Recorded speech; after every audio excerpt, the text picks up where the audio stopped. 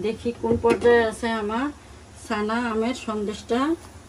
পলিথিনটা সরিয়ে একটা কাঠি দিয়ে দেখব। দেখো কাঠিতে অত ভরে নাই, পুরো একটা কাগজ ছিল, কাগজটা উঠিয়ে নিতে হবে। তারপর আমি একটু ডেকোরেশন করি আম দিয়ে। আমি আম পাতলা পাতলা করে কেটে রেখেছিলাম।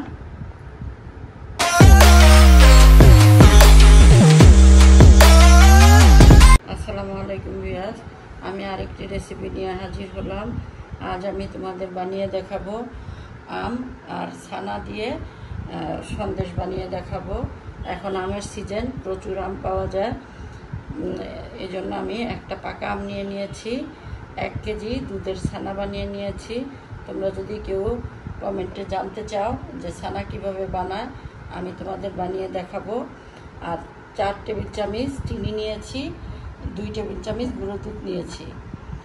এইখানে এই চিনিটা আমি আগে ব্লেন্ডারে ব্লেন্ড করে নিব, কারণ নয়তো যদি সব একত্রে ব্লেন্ড করি দেখা যাবে চিনিটা হয়তো দানা দানা থেকে যেতে পারে। এই জন্য আমি চিনিটা আগে ব্লেন্ড করব। আমের খোসা ফেলে এই চিনি, গুঁড়া দুধ আর ছানা একত্রে আমি সবগুলো উপকরণ একত্রে ব্লেন্ড করে নিব। তোমরা চাইলে এইখানে এলাচের গুঁড়া দিতে পারো, আমি দিব না। দেখো সবগুলো উপকরণ আমার একসাথে ব্লেন্ড করা হয়ে গিয়েছে। এখন আমি একটা 5 ইঞ্চি মোল্ডে, 4 কোনা মোল্ডে ঢেলে নিব।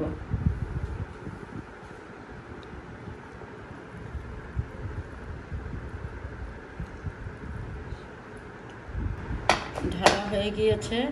এখন আমি এটা চুলায় ভাপে বসিয়ে দিব। এই তো দেখো আমি আগে থেকেই কড়াইতে পানি গরম বসিয়ে দিয়েছি। এরকম একটা স্ট্যান্ড বসিয়ে নিবে। তারপরে আমি এই মোলটা বসিয়ে দিতেছি। উপরে ফয়েল পেপার দিয়ে ঢেকে দিতে হয়, কিন্তু সবার কাছে ফয়েল পেপার থাকে না।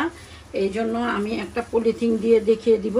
পলিথিনটা ঠিক এইভাবে দিবে, তাহলে ঢাকনা গড়িয়ে এই আমার আমের সন্দেশে পানি পড়বে না। ঠিক এইভাবে আমি 35 থেকে 40 মিনিটের জন্য বসিয়ে রাখলাম, মিডিয়াম লো আছে। ভিউয়ার্স, আমি প্রায় 40 মিনিট পরে ফেরত আসলাম। দেখি কোন পর্যায়ে আছে আমার ছানা আমের সন্দেশটা। পলিথিনটা সরিয়ে একটা কাঠি দিয়ে দেখব।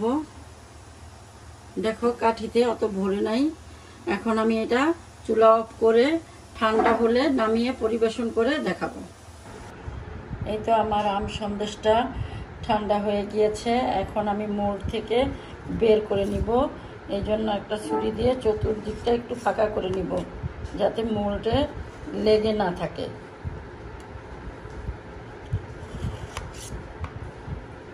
এখন আমি এই প্লেটটা বসিয়ে দিব। এখন উপরে একটা কাগজ ছিল, কাগজটা উঠিয়ে নিতে হবে। তারপর আমি একটু ডেকোরেশন করি আম দিয়ে। আমি আম পাতলা পাতলা করে কেটে রেখেছিলাম।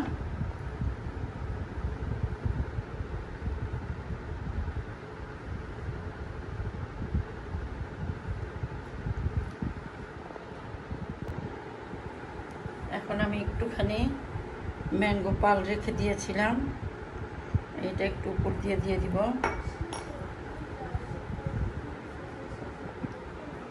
সুন্দর করে আর একটু বাদাম ছিটিয়ে দিব।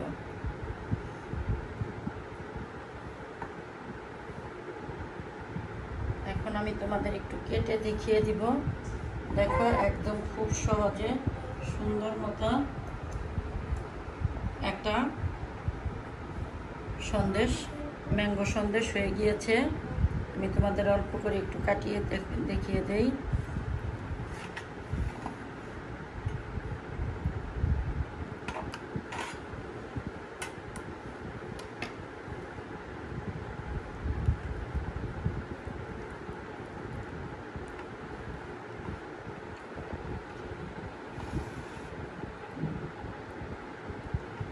দেখো একদম সফট একটা সন্দেশ হয়ে গেছে, মুখে দিলেই মিলিয়ে যাবে।